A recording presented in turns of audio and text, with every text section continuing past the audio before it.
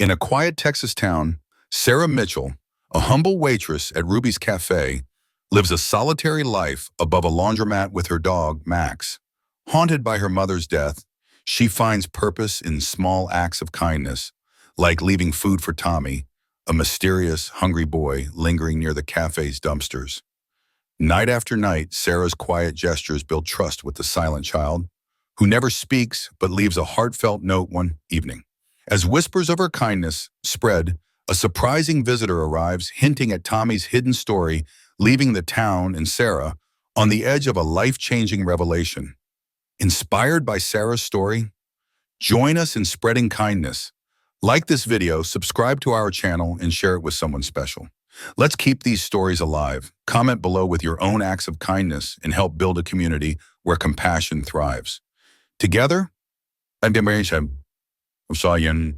can make a difference. In the heart of a sleepy Texas town, where the days stretched long and the air carried the faint scent of dust and coffee, Sarah Mitchell moved through her shifts at Ruby's Café with a quiet grace. The diner, with its worn red vinyl booths and flickering neon sign, was the kind of place where locals gathered to trade stories over greasy fries and bottomless mugs of coffee. But one evening, as the autumn chill settled over Main Street, a man's voice cut through the hum of conversation like a knife. "Why are you wasting food on that scruffy kid?" he sneered, loud enough for every head in the diner to turn. His tone was sharp, judgmental, dripping with disdain for the ragged boy hovering near the door. Sarah, unfazed, set a plate of leftover meatloaf and mashed potatoes on the counter by the entrance, her hands steady despite the weight of the stranger's words. Without so much as a glance in his direction, she offered a soft smile, not to the man, but to the world, and turned back to her work, her silence louder than any retort could have been. Inside, though, her heart churned. Sarah wasn't one to confront, but the man's words stung, stirring a flicker of defiance deep within her. She didn't know the boy's story, not yet, but she saw the hunger in his eyes, the way his oversized jacket swallowed his thin frame. To her, that was enough. Kindness wasn't about explanations or justifications. It was about doing what felt right, even when no one else understood. As she wiped down the counter, her thoughts drifted to her mother, Diane, whose own acts of quiet generosity had shaped Sarah's life. Diane had always said, "You don't need to know someone's past to help their present." Those words were a compass for Sarah, guiding her through a world that sometimes felt too heavy to bear. The next morning, the town came to a standstill. 6 sleek black SUVs rolled into view, their polished exteriors gleaming under the pale October sun. Their engines purred with a low, authoritative hum, stirring whispers among the townsfolk gathered on the sidewalks. Men in crisp suits stepped out, their movements precise, their presence commanding. At the center of it all was a 4-star general, his uniform adorned with medals that caught the light. He strode into Ruby's Café, his boots clicking against the linoleum floor, and asked for Sarah by name. The diner fell silent, forks hovering midair, as every eye turned to the unassuming waitress who had never sought attention in her life. Who was this boy Sarah had fed? And why had a man of such rank traveled to this nowhere town to thank her personally? Sarah, now 31, lived in a modest apartment above the laundromat on Main Street, a place that creaked and groaned like an old friend. The walls were paper thin, letting in the hum of washers and dryers below, and the radiator hissed like a grumpy cat in the winter months. It wasn't much, but to Sarah it was a sanctuary, a corner of the world that was hers alone. She had moved there 6 years ago after her mother's heart gave out, leaving a void that seemed to swallow everything else. The apartment was meant to be a temporary stop, a place to catch her breath while she pieced her life back together. But time had a way of slipping through her fingers, and the years piled up like dust on the windowsills.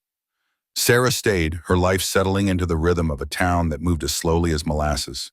Her mother, Diane, had been the sun in Sarah's universe, warm, dependable, and endlessly practical.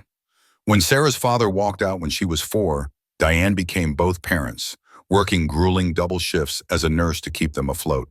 Sarah never pressed her mother for details about her father's departure. The pain in Diane's eyes was answer enough. It was a wound Diane carried quietly, a scar etched into her soul that no amount of time could fully heal.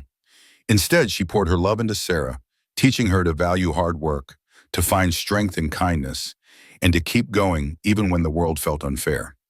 When Diane fell ill, Sarah was just 25, her life barely begun.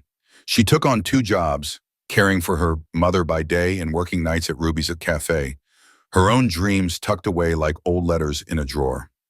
Even as her health crumbled, Diane's thoughts were on Sarah, worrying not about her own fading strength, but about the life her daughter would face alone. When Diane passed, Sarah's world dimmed. The apartment above the laundromat became both a refuge and a reminder of her loss. The quiet was deafening, the kind of silence that pressed against her chest until it hurt to breathe. Her only solace was Max, a scruffy golden retriever she'd adopted from a shelter 3 years ago. Max was more than a pet. He was her anchor, her confidant, her reason to keep going. On the hardest nights, when the loneliness felt like a physical weight, Max would rest his graying muzzle on her lap, his warm brown eyes seeming to say, "You're not alone." Not really. His presence was a quiet promise that there was still good in the world, even if it was hard to see. Sarah's days blurred into a steady cadence of work and solitude. At Ruby's, she was the waitress everyone knew, the one who remembered how you liked your coffee, who slipped an extra slice of pie onto your plate with a shy smile. But beneath her calm exterior, she carried a grief that few in the town could see. In small towns like hers, loss was a familiar thread woven into the fabric of life. The older folks understood it best, the ache of losing parents, partners, or dreams that never took root. For Sarah, kindness became her way of stitching herself back into the world. A warm word, a refilled cup, a sandwich left on a bench for a hungry child.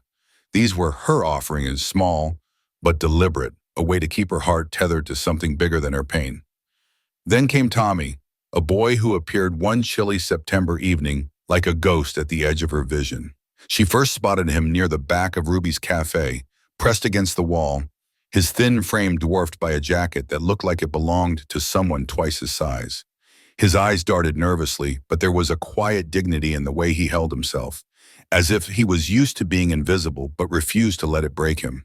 Sarah's heart ached at the sight of him, not out of pity but out of recognition.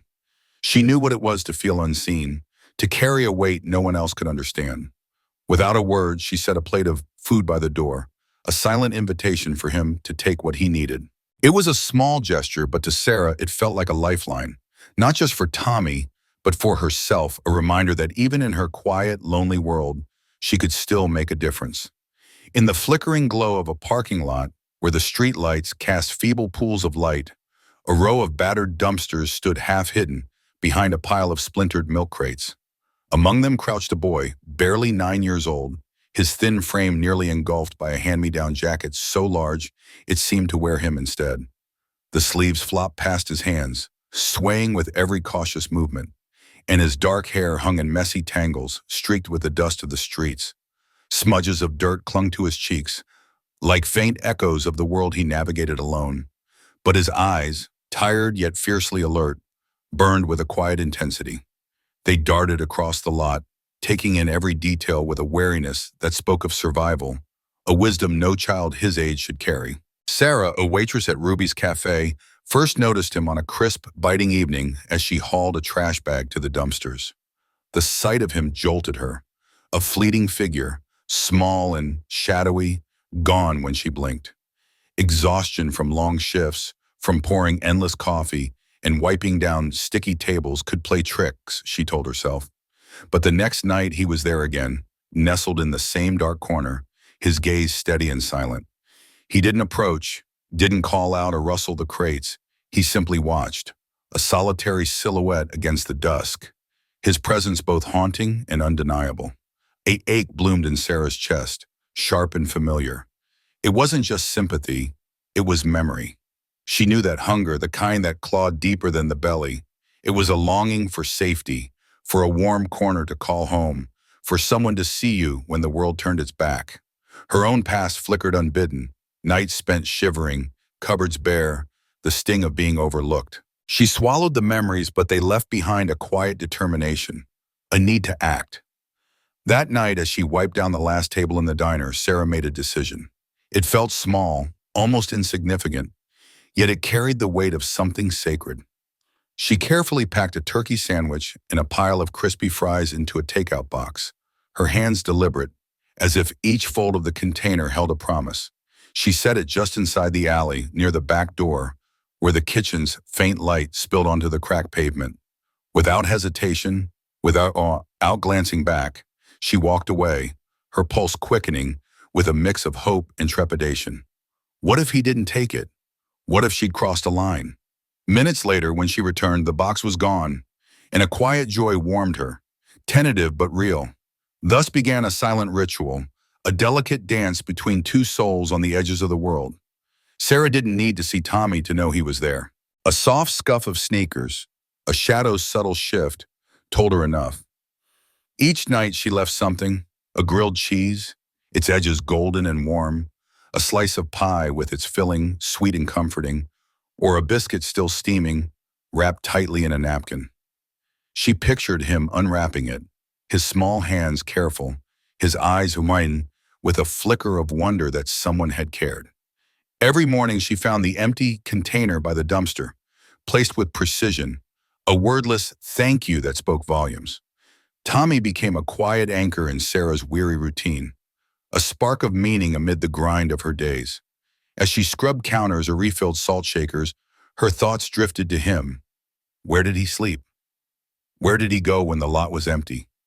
She imagined him in some cold, unforgiving place, and the image made her chest tighten. Yet she also sensed his pride, his stubborn refusal to be pitied, and she honored it. She never tried to draw him out, never pushed for words or stories. Trust, she knew from her own hard years, was a fragile thread woven slowly, gently. Weeks passed and Tommy grew bolder. He left the dumpster's shelter and took to sitting on a weathered bench at the lot's edge, his small form still as stone, his eyes locked on the cafe's back door. He never ventured closer, never crossed into the diner's warm light. He didn't wave or speak or beg. He simply waited, his silence a presence louder than any cry. Sarah's heart twisted at the sight, a mix of sorrow and admiration. He was surviving, carving out his space in a world that gave him nothing. She offered what she could, a meal, a nod of acknowledgement, the respect of leaving his dignity untouched. She wanted him to know he was seen, that he was worth something without robbing him of the strength he'd built. Children like Tommy were ghosts in every town, Sarah realized. They drifted through alleys and empty lots, invisible to most. They fell through the cracks of systems, of families, of society's fleeting attention. Who saw them? Who paused to care? That question became a quiet fire in Sarah's heart, impossible to ignore. She didn't have much, her tips barely covered her rent, but she had this, a sandwich, a slice of pie, a moment of kindness. Night after night, she left her offering, because even the smallest gesture could tell a child they weren't forgotten. One Thursday evening, the bell above Ruby's Café chimed, and Richard Evans stepped inside. His polished shoes clicked sharply on the faded checkered floor, each step a declaration. His navy suit, crisp and tailored, clashed with the diner's worn booths and scratched countertops, marking him as an outsider. Sarah had seen his BMW at the auto shop earlier, its sleek lines out of place among the town's rusty pickups. He'd likely wandered in for a quick meal while his car was repaired, a transient in their quiet world. Sarah felt his eyes on her as she wove between tables, carrying plates of pot roast and steaming coffee. His gaze wasn't cruel, but it was probing, as if he were cataloging the diner and its people. She kept her smile polite, her movements smooth, even as her mind lingered on Tommy outside. He'd be on the bench now, she knew, waiting in the cold. She'd packed him a turkey sandwich and a bag of chips, tucking them into the takeout box with extra care, hoping it would bring a flicker of comfort. As she moved toward the back door to leave the box in its usual spot, Richard's voice sliced through the diner's soft murmur. It was polished, commanding, the voice of someone accustomed to attention. Sarah froze, the box still in her hands, her heart giving a small, uneasy jolt. She glanced toward the door, picturing Tommy's small, waiting figure, and felt a quiet resolve. Whatever this stranger wanted, it wouldn't change what she owed the boy outside. In the heart of Ruby's Café, a small diner that smelled of fresh coffee and warm grease, The air grew heavy with tension. Richard, a regular with a perpetually sour expression, sat at his usual table, his voice slicing through the hum of the diner like a jagged blade. "Feeding scraps to that filthy kid," he scoffed, loud enough for every patron to hear, his words dripping with contempt. "Just tossing garbage to garbage." The cruelty in his tone struck like a physical blow, reverberating across the cozy space. The young couple at the neighboring table froze mid-bite, their eyes darting nervously to each other, their discomfort palpable in the way they shifted in their seats. An elderly woman in the corner, her hands wrapped around a steaming coffee mug, lowered it slowly, her gaze flickering to the window as if to escape the ugliness of the moment. Even the rhythmic clinking of cutlery against plates seemed to hush, as though the diner itself held its breath. Sarah, the waitress who had been quietly placing a container of leftover food by the back door for Tommy, the ragged boy who lingered outside, felt a flush of heat creep up her neck. Embarrassment burned in her chest, a sharp sting that made her want to shrink into herself. Her heart thudded painfully, each beat a reminder of the eyes now fixed on her, judging, waiting. But Sarah refused to falter. She straightened her spine, gave a subtle nod toward the bench outside where Tommy would find his meal, and turned back into the diner without a word. Inside, her emotions churned, a mix of shame for being singled out and a quiet defiance that refused to let Richard's cruelty win. She had learned long ago that words weren't always the best weapon. Sometimes silence carried more strength, a quiet resolve that spoke louder than any argument could. As she crossed the worn linoleum floor, her heart pounded so fiercely she thought it might burst, but her face remained a mask of calm, her steps steady and sure. Behind the counter, Mike Reynolds, the owner of Ruby's Café for nearly 40 years, watched the scene unfold with a heaviness in his chest. His hands, rough from decades of work, moved mechanically as he dried a glass with a faded dish towel, but his mind was sharp, attuned to the undercurrent of tension in his diner. Mike was a man who believed in the sanctity of his establishment, a place where everyone, no matter their story, could find a warm meal and a moment of peace. Richard's words grated against everything he stood for, and though his face remained pleasant, a spark of indignation flared in his eyes. He set the towel down with deliberate care and moved toward Richard's table, his steps measured but purposeful. "Coffee refill, sir?" he asked, his voice smooth but laced with a subtle edge, like a blade hidden in velvet. Richard, oblivious to the shift in the air, waved a dismissive hand. Sure, he muttered, then leaned forward, his voice lowering but still carrying that venomous bite. "Maybe tell your waitress to save her charity for someone who actually matters. Kids like that, just leeches, dragging society down." The words hung in the air, ugly and unyielding, and Mike felt a surge of protectiveness for Sarah, for Tommy, for the very soul of his diner.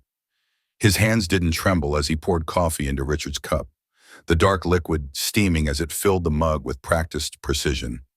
But when he finished, he set the pot down and met Richard's gaze directly, his eyes steady and unyielding. "Everyone matters in my diner, sir," he said softly, his voice firm but not raised, each word carrying the weight of conviction. "We don't pick and choose who deserves kindness here." Richard froze, his smirk slipping like a mask that no longer fit. For a moment, he looked small, exposed under the quiet strength of Mike's words. The other diners who had been watching in silence seemed to exhale collectively, their attention a silent chorus of agreement. The young couple exchanged a glance, their discomfort giving way to a flicker of admiration. The elderly woman in the corner lifted her coffee cup again, a faint smile tugging at her lips. Richard coughed, an awkward sound, and busied himself stirring his coffee, his eyes dropping to his plate as if it held the answers he couldn't find in Mike's steady gaze. The tension in the room began to dissolve, replaced by the soft murmur of conversation, the clink of forks resuming their rhythm. Sarah, wiping down a table nearby, felt a warmth bloom in her chest, her heart a little lighter. Mike's words had been a shield, not just for her, but for the boy outside, for the very idea that kindness wasn't something to be rationed. It's easy to think courage always arrives with a bang, fists pounding on tables, voices raised in righteous fury. But in Ruby's Café that night, courage was quieter, a steady undercurrent that didn't need fanfare to make its point. It was in Sarah's refusal to let Richard's cruelty stop her from doing what was right, in the way she carried on with her work despite the sting of his words. It was in Mike's calm but unyielding stand, his hands steady as he poured coffee while defending the dignity of everyone under his roof. Sarah had always known this truth deep down, but that night it crystallized in her mind. You don't need to shout to fight a battle.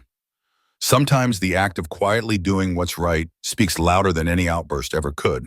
In a world that often drowned in noise, that kind of understated bravery carried a weight that lingered long after the moment passed.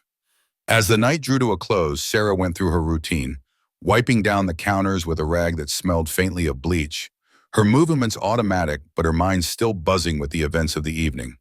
She flipped off the neon open siren, its familiar buzz fading into silence, and locked the front door. But as she moved toward the back door to tidy up, something caught her eye. On the wooden bench where she always left Tommy's meals, a small, folded scrap of paper lay pinned beneath a smooth, round stone. Her breath caught, and her fingers trembled slightly as she reached for it, a mix of curiosity and apprehension swirling in her chest. She unfolded the crumpled page carefully, as if it were something fragile, something sacred. Scrawled in shaky, uneven pencil strokes were the words, "Dad said, if someone is kind to you, tell his friend." Sarah stood frozen, the paper quivering in her hands as the words sank in. Her throat tightened, a wave of emotions swelling inside her. Gratitude, sorrow, and something deeper. Something she couldn't quite name. For weeks, she had left food for Tommy in silence, never expecting anything in return, never even knowing if he understood what she was trying to offer. This note, simple and childlike, was the first sign that their quiet exchange meant something to him, that her small acts of kindness had taken root in his world. She thought of Tommy out there in the cold, a boy with no one to lean on, carrying the weight of his father's words and the weight of a life that offered him so little. The note was more than a thank you. It was a bridge, a fragile connection between two people who had never spoken, but who understood each other in a way that transcended words. Sarah pressed the paper to her chest, her eyes stinging with unshed tears, and in that moment she felt the quiet bravery of her actions ripple outward, touching a life she had never fully seen, but had always believed mattered. Sarah lay in the darkness of her modest apartment above the laundromat, the faint hum of washing machines below weaving into the quiet of the night. Her old golden retriever, Max, curled at the foot of her bed, his soft snores a familiar comfort that usually lulled her to sleep. But tonight rest eluded her. Her fingers traced the edges of a worn, folded note, its creases soft from being handled so many times. She unfolded it again, her eyes scanning the scrawled words under the dim glow of her bedside lamp. The question burned in her mind, sharp and relentless. Who was Tommy's father? Where was he now? And why was a boy so young, so fragile, left to wander the cold streets of this small Texas town, surviving on scraps from Ruby's Café? Each question twisted deeper into her thoughts, stirring a restless ache in her chest. Sarah had seen Tommy's small frame huddled outside the diner's back door too many times, his thin jacket no match for the biting winter air. She'd slipped him sandwiches, fries, sometimes a slice of pie when the day's special hadn't sold out. At first, it felt like enough, a small act of kindness to ease the guilt that tugged at her when she saw his hollow cheeks and wary eyes. But now, holding his note, she wondered if those gestures were merely a salve for her own conscience. Was she truly helping him, or was she just avoiding the harder truth, that Tommy needed more than a meal to survive? Her mind churned with doubt. What if Tommy didn't have a safe place to sleep? What if no one else was watching over him, no one to pull him in from the cold? The thought of him out there alone under the vast Texas sky sent a shiver through her. She imagined him curled up in some alley, the wind whistling through the empty streets, his small body trembling against the chill. The weight of her responsibility pressed heavier now. No longer just about feeding a hungry kid, but about understanding the story behind his solitude. She thought about calling the police or child services, but the idea made her stomach knot. Tommy was skittish, like a stray dog who'd been kicked too many times. One wrong move, one official stepping in too fast, and he might vanish for good. She couldn't bear the thought of losing him to the streets, not when he trusted her with this note, this small piece of his heart. Outside, the town slept under a canopy of stars, the kind of clear, endless sky that made Texas feel both infinite and isolating. The only sound was the occasional rustle of leaves skittering across the pavement, carried by a restless wind. But inside Sarah, a storm raged. Worry, guilt, and a gnawing sense of helplessness. She thought about the small acts of kindness she saw every day. A dollar passed to a stranger at a stoplight, a warm coat donated to someone shivering. These were the mercies that kept the world turning, but they felt so fragile now, like trying to patch a gaping wound with a bandage. When did kindness cross the line from a gesture to a lifeline? When did it demand more? Real action? Real change? Sarah didn't know, and the uncertainty clawed at her. By the time the first hints of dawn crept through her window, Sarah was no closer to answers. But one thing had crystallized in her sleepless mind. Tommy wasn't just a kid she fed anymore. He was her responsibility, his quiet trust a weight she couldn't ignore. She made a silent vow as the sky lightened. If he came back to the diner, she'd find a way to do more. To be more, Tio. She rose, her body heavy with exhaustion, and poured herself a cup of coffee, the bitter warmth grounding her. The note, carefully folded, found a place in her wallet, tucked among faded receipts and crumpled bills. It was a quiet talisman, a reminder that whispered to her in the still moments. Kindness matters, but it's only the beginning. True help, true healing, demands more. The next morning, as the golden light of a Texas dawn bathed the sleepy town, Ruby's Café hummed with its familiar rhythm. Sarah had arrived early, her nerves still frayed from the sleepless night. She moved through her tasks, pouring coffee for the regulars, wiping down counters, refilling sugar jars, trying to anchor herself in the routine. But her thoughts kept drifting to Tommy, to the note, to the questions she couldn't answer. The diner was alive with the usual clatter, forks clinking against plates, the low murmur of conversation, the jukebox crooning a faint country tune. Then a low rumble broke through the noise, steady and deliberate, like the growl of a storm approaching. Sarah glanced up, her hand pausing mid-pour. Through the diner's wide front window, she saw them, 6 black SUVs rolling to a stop at the curb, their polished surfaces dusted with the red dirt of rural roads. The sight was jarring, out of place in this quiet town where pickup trucks and dusty sedans were the norm. The chatter in the cafe died away, forks hovering in midair as every eye turned to the window. Even the jukebox seemed to fade, its music swallowed by a sudden hush of anticipation.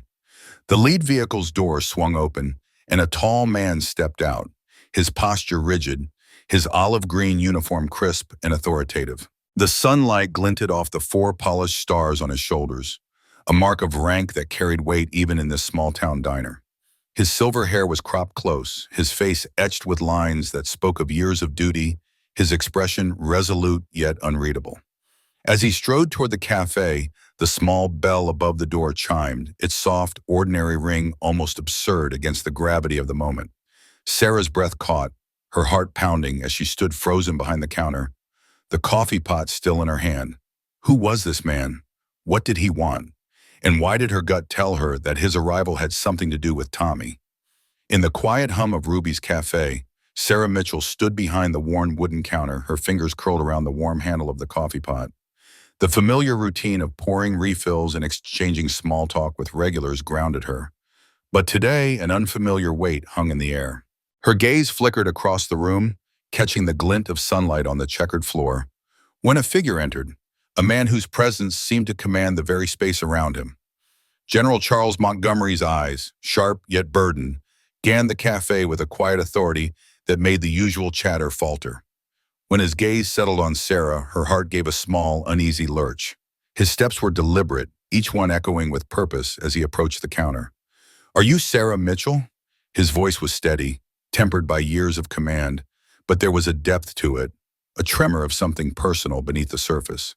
Sarah's throat tightened, her pulse quickening as she nodded. "Yes, Abby," she managed, her voice softer than she intended, caught off guard by the intensity of his presence. The general offered a small, acknowledging nod, his hand extending toward her. "I'm General Charles Montgomery," he said, his grip firm yet careful, as if he were measuring the weight of the moment. "I'm Tommy's grandfather." The words hit Sarah like a gust of wind, stirring a whirlwind of confusion and realization. Tommy, the boy with the oversized military jacket, the one who slipped into the cafe with cautious steps, his eyes always scanning for something, safety, perhaps, or a fleeting sense of belonging. She had assumed in the quiet corners of her mind that Tommy was alone in the world, a child adrift with no one to claim him. But now, standing before her was a man whose very presence filled the room, not just with the weight of his rank, but with something far heavier, grief raw and unspoken. Sarah's heart clenched as she tried to reconcile the image of the quiet boy with this towering figure whose polished uniform and steady demeanor couldn't fully mask the pain in his eyes. The general's voice softened, almost as if he were speaking to himself. My grandson, he lost his mother a month ago. Cancer. The word hung between them, heavy and final. His father, my son, was killed in Afghanistan 2 years ago. His eyes flickered away for a moment, seeking refuge in the far corner of the cafe, as if the act of saying those words aloud had cracked something open inside him. We've been trying to help Tommy through his grief, but he paused, his jaw tightening as he gathered himself. Sometimes children slip into places we can't follow, places we can't reach, no matter how hard we try. Sarah's breath caught as the pieces fell into place. The oversized jacket, her father's, no doubt, hanging off Tommy's small frame like a shield. The way he sat in the corner booth, his silence not sullen but guarded, as if he were protecting something fragile within. The way he'd linger over the small plates of food she had slid his way. Never asking but always grateful. She could see it now, a boy carrying burdens far too heavy for his young shoulders, navigating a world that had taken so much from him. Her chest ached with a sudden rush of understanding, a flood of empathy for the child who had found in her cafe a momentary haven. He trusted you, the general said, his voice catching, a faint crack in his otherwise steady tone. Yeah, my son, you were the first person he let in. Around them, the cafe seemed to hold its breath. The usual clatter of plates and the low hum of conversation had faded, replaced by a reverent stillness. The regulars, men and women who had known Sarah for years, who had watched her pour coffee and share quiet smiles, looked on with a mixture of curiosity and awe. They too sensed the weight of the moment, the unspoken connection unfolding before them. Sarah's eyes stung as she glanced toward the door, half expecting to see Tommy's small figure hovering just outside, his too big jacket trailing behind him. Her mind drifted to the countless families she had seen, the ones who carried the invisible wounds of service, wounds no medal or folded flag could heal. She thought of the empty chairs at dinner tables, the birthdays missed, the quiet ache of children like Tommy, who bore the weight of loss in ways too profound for their years. In that moment, she realized that her small acts of kindness, offering a warm meal, a safe corner, a moment of attention, had done more than she'd ever imagined. She hadn't just fed a hungry boy. She had given him a fleeting sense of dignity, a reminder that he wasn't invisible in a world that had turned its back on him. The general reached into his jacket, his movements slow and deliberate, and pulled out a crumpled piece of paper. As he unfolded it, Sarah's breath hitched. It was a child's drawing, rendered in crayon on lined paper, a simple scene of a woman with a kind face handing a plate of food to a boy in an oversized coat. At the bottom, in shaky, uneven handwriting, were the words, "Dad's friend who helps me." Sarah's heart swelled, a lump rising in her throat as she stared at the drawing. The woman was her, unmistakably, and the boy was Tommy, his small figure dwarfed by the jacket that carried his father's memory. The words, scrawled with such care, held a weight she hadn't anticipated, a testament to the quiet bond they'd forged. The general placed a gentle hand on the counter, his fingers trembling slightly. "Thank you," he said, his voice thick with emotion, each word carrying the depth of his gratitude. "You gave my grandson something we couldn't. You gave him back a sense of safety." Sarah felt her eyes brim with tears, her chest tight with the enormity of what her small gestures had meant to a boy lost in grief. The cafe's familiar hum began to return, the soft clink of cups and the murmur of voices creeping back in. But for Sarah, Ruby's cafe would never be the same. It had become a place where invisible wounds were acknowledged, where quiet acts of kindness could bridge gaps that uniforms and authority couldn't cross. The general stood a moment longer, his polished boots rooted to the checkered floor. In his hands, he held the folded drawing, its creases worn from being carried close. As he opened it once more, the room seemed to draw in a collective breath, the simplicity of the crayon lines holding everyone in its quiet grip. The woman with the kind face, the boy in the oversized jacket, the shaky words beneath, it was more than a drawing. It was a lifeline, a fragile thread connecting a grieving boy to the world he'd nearly slipped away from. Sarah's heart ached as she looked at it, her fingers brushing the edge of the counter as if to anchor herself. She had no words, only the overwhelming sense that in this small, unassuming cafe, she had become part of something far greater than herself. In the quiet hum of Ruby's cafe, Sarah stood behind the counter, her hands steady as she poured coffee for a grizzled rancher. Her heart, though, was anything but steady. The weight of the moment pressed against her chest as General Thompson, a man whose presence commanded respect, leaned forward in his chair, his voice softening to a near whisper. 3 days ago, Tommy gave me this, he said, his eyes sweeping the hushed room. The cafe, usually alive with the clink of mugs and the low murmur of conversation, had fallen silent, every patron hanging on his words. For weeks, we couldn't reach him. He shut out his counselors, turned away from his family. But you, Sarah, you became his lifeline.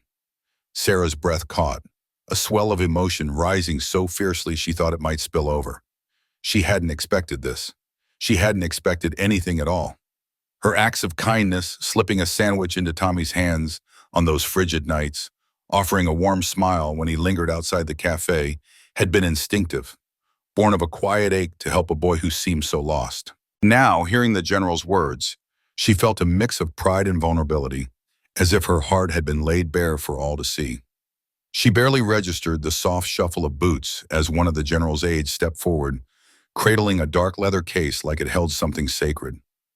With a slow, deliberate motion, the general lifted the lid, revealing a civilian service medal, its polished surface catching the soft glow of the cafe's lights.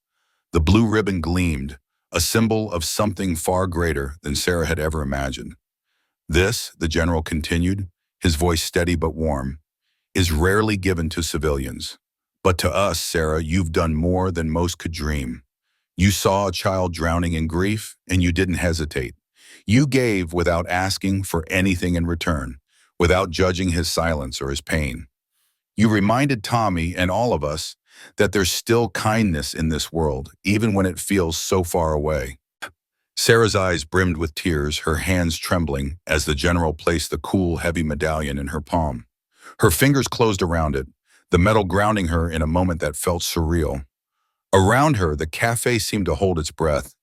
Mike Reynolds, the burly owner with a voice like gravel, stood near the kitchen door, his arms crossed tightly over his chest. His usual scowl had softened, replaced by a rare vulnerability that made him look almost boyish.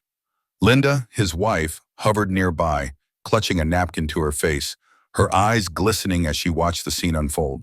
The regulars, ranchers in worn flannel, truck drivers nursing their coffees, elderly couples sharing slices of pie, gazed at Sarah with a quiet reverence, their faces etched with pride and awe.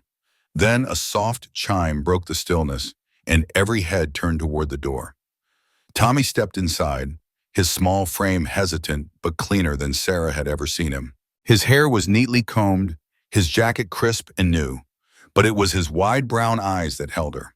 They scanned the room, nervous yet searching, and when they found Sarah, a shy smile flickered across his lips, fragile but real. Her heart lurched at the sight, a warmth spreading through her that no metal could ever match. "Hi, Miss Sarah," Tommy whispered, his voice so soft it barely carried. But to Sarah, it was a thunderclap, a sound more powerful than any speech or applause. She crouched down, her eyes level with his, her throat tight with unspoken words. "Hi, Tommy," she managed, her voice thick with emotion. In that fleeting exchange, something profound settled over her. Honor, she realized, wasn't always draped in uniforms or forged in grand gestures. Sometimes it wore an apron, stained with coffee and grease. Sometimes it stood behind a counter, pouring coffee and handing out sandwiches to a world that often forgot to say thank you. Sometimes it lived in the smallest acts, the ones no one noticed, the ones no one demanded. The cafe erupted in applause, tentative at first, then swelling into a wave of sound that wrapped around Sarah like an embrace. She stood, her hand still clutching the medallion, and felt her life shift in ways she couldn't yet name. She hadn't sought recognition, hadn't craved the spotlight. But this moment, this day, would linger as a reminder for everyone in Ruby's Cafe. Heroism wasn't always loud or dramatic. Often it looked like ordinary people doing extraordinary things, not for glory, but because their hearts told them it was right. In the weeks that followed, Ruby's Cafe transformed in quiet, meaningful ways. It was no longer just a diner on Main Street, a pit stop for weary travelers or locals craving a warm meal. It became a beacon of hope, a place where people saw the power of small kindnesses. The first change was subtle but striking. One morning, Sarah noticed a new item scrawled on the chalkboard menu, nestled below the breakfast specials in Mike's famous chili. In careful, looping script, it read, Tommy's sandwich, turkey and cheese on whole wheat, extra pickles. It was the exact sandwich Sarah had slipped to Tommy on those cold, lonely nights, a simple gesture that had somehow become a symbol of healing. At first, Sarah balked at the idea. Won't it draw too much attention to him? She asked Mike, her brow furrowed with worry.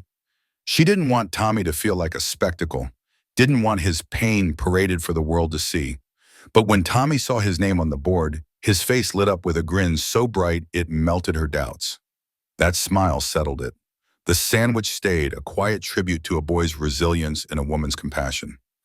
Tommy's recovery was a slow, delicate process, like a flower unfurling after a long winter. He no longer lingered outside in the biting cold, his thin frame hunched against the wind. Instead, he started coming into the cafe on weekends, slipping into a corner booth by the window where the sunlight pooled.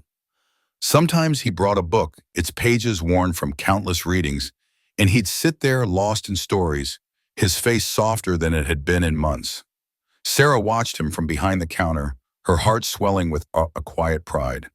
She didn't know all the details of his pain, only that it ran deep, carved by loss she couldn't fully grasp. But she knew he was finding his way back, one small step at a time, and that was enough. For Sarah, the cafe became more than a workplace. It was a testament to the ripples one person's kindness could create. She still poured coffee, still served plates of eggs and hash browns, still bantered with the regulars who teased her about her fancy metal. But now she carried a deeper understanding that every interaction, no matter how small, held the potential to change a life. And as she watched Tommy grow stronger, as she saw the community rally around him and around her, she knew Ruby's Cafe would never be just a diner again. It was a place where broken hearts could mend, where ordinary people could become heroes, and where a simple sandwich could mean the world. Tommy often found himself perched on a stool at Ruby's Cafe, his small frame blending into the hum of the world around him. He'd sit quietly, his eyes tracing the paths of people passing by outside the big windows, families laughing, couples holding hands, workers rushing to their next shift. Each glimpse of life beyond the glass stirred something in him, a mix of curiosity and longing he couldn't quite name. Inside, though, the cafe was his sanctuary, a place where the chaos of his thoughts softened. Sarah, the waitress, with a warm smile and steady hands, always made sure his glass of chocolate milk stayed full. She'd slide it across the counter with a gentle nod, her eyes catching his for just a moment, as if to say, "You're safe here." That small act filled Tommy with a warmth he hadn't known he was missing, a quiet reassurance that someone saw him, not just the skinny kid in worn sneakers, but him. Max, Sarah's aging golden retriever, became Tommy's constant companion. The dog would shuffle in behind Sarah at the start of her shift, his tail wagging lazily, and settle under Tommy's feet with a contented sigh. Tommy would reach down, his fingers sinking into Max's soft fur, feeling the dog's steady breathing. It grounded him, tethering him to the moment when his mind threatened to wander to darker places. Memories of a father deployed too long, a mother stretched thin, a parking lot where he'd once lingered, unnoticed. Max didn't ask questions or expect Tommy to speak. He just was, and that was enough. Slowly, day by day, Tommy's silence began to crack. A word here, a shy smile there, a soft thanks. When Sarah refilled his glass, his voice, once buried deep, was finding its way out, fragile but growing stronger. The folks in town started to notice the change. Regulars at Ruby's Café, who'd once barely glanced at the quiet boy in the corner, now greeted him with a warmth that surprised even themselves. "Hey, Tommy, how's it going?" they'd say, their voices carrying a gentleness that made his chest ache in a good way. They'd linger at the counter, asking about his day, their smiles soft and genuine. Sometimes they'd leave little gifts, a pack of crayons, a shiny toy car, a slice of pecan pie wrapped in foil. Each one felt like a small miracle to Tommy, a sign that he wasn't invisible anymore. He'd tuck them into his backpack, his fingers brushing over them later, wondering why these strangers cared. Ruby's Café, once just a place to grab a burger or a coffee, had become something more, a beacon of kindness in their small Texas town. It wasn't just Tommy who was changing. The cafe itself seemed to hum with a new energy, drawing in people who'd heard whispers of the bosque and the waiters who'd given him a place to belong. Word of Tommy's story spread beyond the town's limits, pulling in new faces. Veterans, their eyes heavy with their own stories, came to sit at the counter, drawn by the military thread woven into Tommy's life. They'd share quiet nods with Sarah, their respect unspoken but clear. Young parents brought their kids, pointing out the boy with the chocolate milk and the dog at his feet, hoping to teach them what a community could be when it chose to care. "See that?" they'd whisper. "That's what it means to look out for each other." The cafe's worn boots and chipped mugs became symbols of something bigger, a reminder that compassion could transform even the most ordinary places. Sarah watched it all unfold with a quiet awe, her heart swelling with pride, but also a flicker of disbelief. She'd never set out to change anything, just to do right by a kid who needed it. Yet here she was, at the center of something she couldn't have imagined. For Sarah, Ruby's Café had always been a job, a way to pay the bills. She'd pour coffee, wipe down tables, and chat with regulars, her days blending into one another. But now each shift felt different. She noticed the way her hands moved with purpose, how her smile lingered a little longer, how her quiet laughs with the regulars carried a deeper joy. Something inside her had shifted, softened, grown. She no longer saw her work as just waitressing. Every plate as she set down, every kind word she offered, felt like a chance to make a difference. She thought about Tommy's first days at the cafe, how he'd barely looked up, his shoulders hunched as if bracing for the world to ignore him. She remembered the first time he'd spoken, his voice so soft she'd had to lean in to hear. Those moments replayed in her mind, reminding her that a sandwich was never just a sandwich, a glass of milk never just a drink. They were lifelines, small acts that could ripple outward, touching lives she'd never meet. In small towns across America, stories like Tommy's flicker like candles, quiet but enduring. They remind people that change doesn't always come from grand speeches or big laws. Sometimes it starts with a community choosing to see the unseen, a boy in a parking lot, a kid with no place to go. Ruby's Café became a living testament to that truth. It wasn't just the specials scrawled on the menu board or the jukebox in the corner playing old country tunes. It was the way people looked at each other, really saw each other, and chose to care. For Tommy, it was a place where he learned to trust again. For Sarah, it was a place where she discovered her own strength. For the town, it was a mirror, reflecting what they could be when they chose kindness over indifference. Months later, Sarah's life took a turn she never could have predicted. She was wiping down the counter one afternoon, the cafe quiet except for the clink of dishes and Max's soft snores, when the phone rang. The voice on the other end introduced itself as someone from the National Military Family Support Foundation. They'd heard about Tommy, about the waitress who changed his life with nothing but kindness. They wanted Sarah to join their advisory board, a group of military leaders, psychologists, and nonprofit experts working to support veterans' families, especially kids like Tommy. Sarah's first thought was to laugh it off. "Me," she thought, her heart pounding. "I'm just a waitress. What do I know about policies or programs?" She pictured herself in a room full of people with titles and degrees, her hands still smelling of coffee grounds, her apron stained with ketchup. She didn't belong there, but the foundation wouldn't take no for an answer. They told her they needed voices like hers, people who'd lived the reality of caring, who knew what it took to build trust with a kid like Tommy. Sarah hesitated, her mind racing with doubts. What if she said the wrong thing? What if they realized she was out of her depth?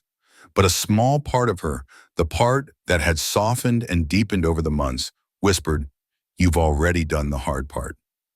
You showed up for him." So with a mix of fear and curiosity, she said yes. The day of her first meeting, she walked into a sleek conference room, her sneakers squeaking on the polished floor. She felt like an imposter, sitting between generals in crisp uniforms and doctors with framed diplomas. Her hands twisted in her lap, her mind screaming that she didn't belong. Then the conversation turned to outreach programs, how to reach kids like Tommy, how to help families struggling in the shadows. Sarah's nerves steadied and she found herself leaning forward. She spoke about trust, about how it wasn't built with fancy programs or big budgets. It came from showing up day after day with a glass of chocolate milk or a kind word. It came from seeing a kid not as a problem to solve, but as a person to know.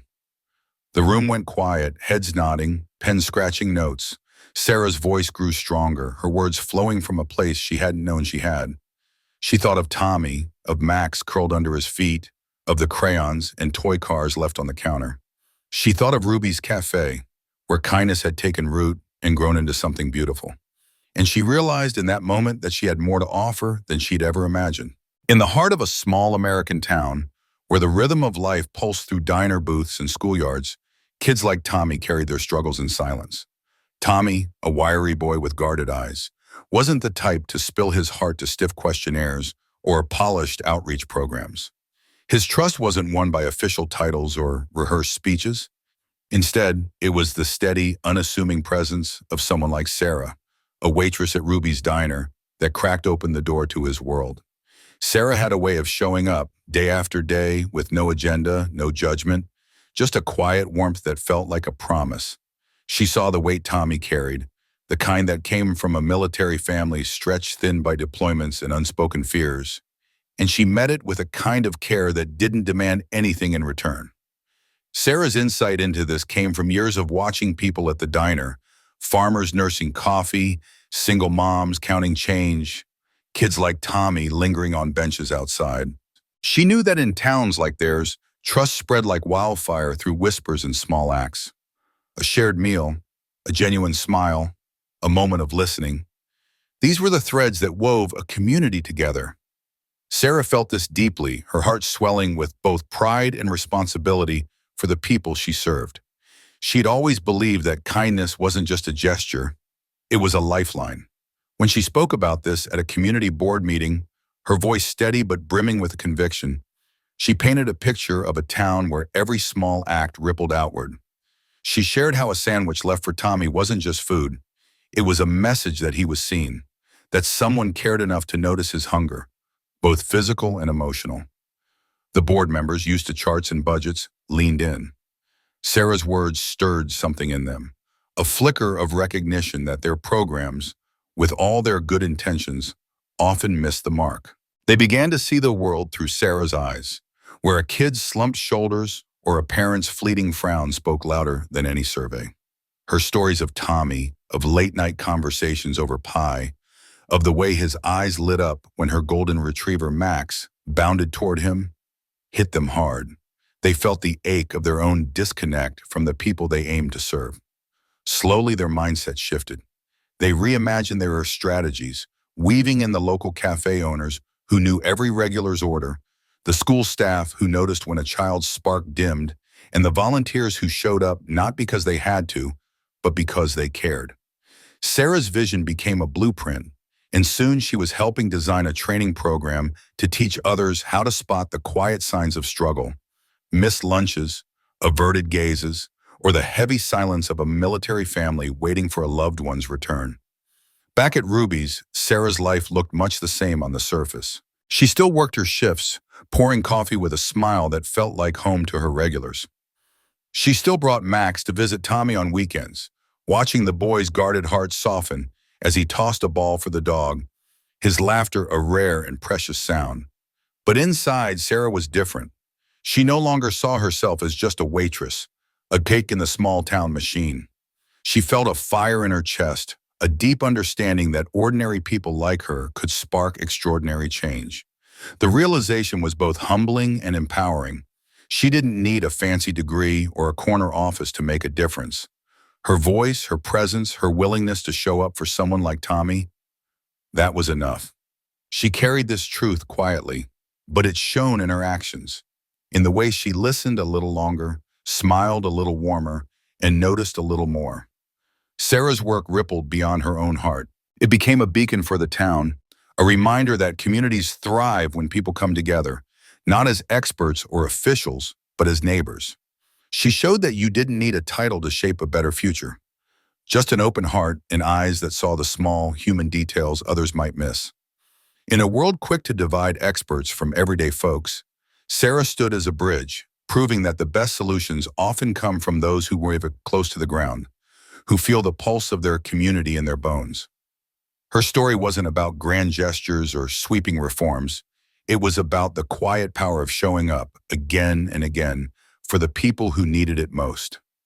This truth resonates deeply in America today, where the rush of life, endless notifications, packed schedules, and the pull of individualism can drown out the small, vital moments of connection. It's easy to think only big actions count, that only the loudest voices or the most powerful players can change things. But Sarah's story challenges that. Her simple act of leaving a sandwich for Tommy wasn't just about filling his stomach. It was about restoring his belief in people, in kindness, in the idea that he wasn't alone. It was a spark that lit up his world, showing him that compassion could be a constant, not a fleeting thing. For Tommy, that sandwich was a lifeline, a reminder that someone saw him, not as a problem to be fixed, but as a kid worth caring for. For those who've lived through decades of change, grandparents who've watched their towns grow and shift, parents who've seen their kid navigate a world that feels faster and lonelier, this story hits close to home. It invites a pause, a moment to think about the people who showed you quiet kindness when you needed it most. Maybe it was a teacher who stayed late to help, a neighbor who dropped off a casserole, or a stranger who offered a smile on a rough day. And it asks, who in your life might be waiting for that same kindness now? A friend struggling silently, a child carrying too much, a stranger who just needs to be seen? Sarah's story is a call to action, not for grand heroics, but for the small, everyday choices that weave a stronger, kinder community. Her legacy reminds us that the greatest heroes often go unnoticed. The waitress with a warm smile, the quiet kid on the bench, the neighbor who checks in when no one else does. In a world that races forward, Sarah's story is a gentle nudge to slow down, to look around, and to act with compassion. Because kindness, no matter how small, is a force that can change a life, a community, and maybe even the world.